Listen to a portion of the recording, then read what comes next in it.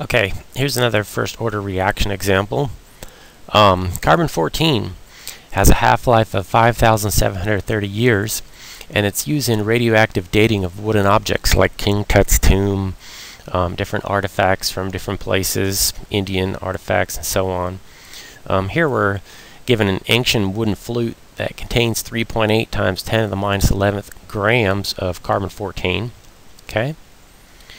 And a sample of fresh lumber contains 4.6 times 10 to the minus 11th grams of carbon-14. And we're asked to determine what is the age of this wooden flute. So this amount right here, fresh lumber, contains more carbon-14.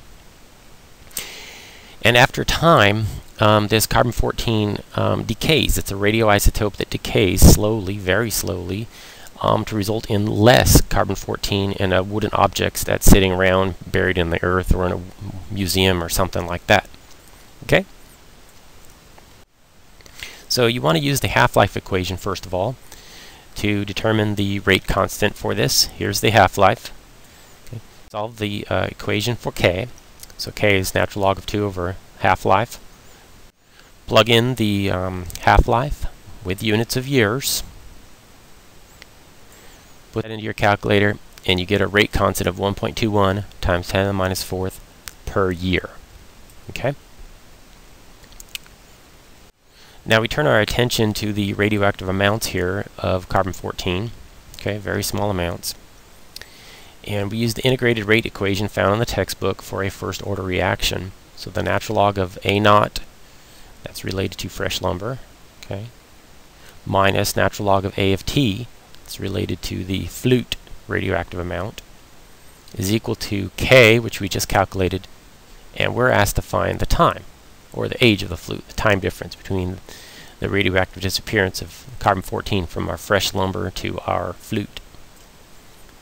So what you want to do here is solve for time. Okay, divide both sides by K.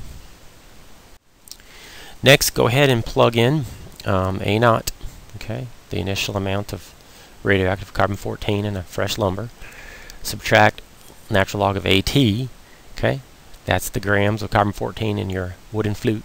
And divide by K, the rate constant. Don't forget the rate constant is per year, so we'll see how the units, if you divide by a reciprocal year, you'll get time in years, okay, the age of your flute in years. So let's go ahead and calculate the time.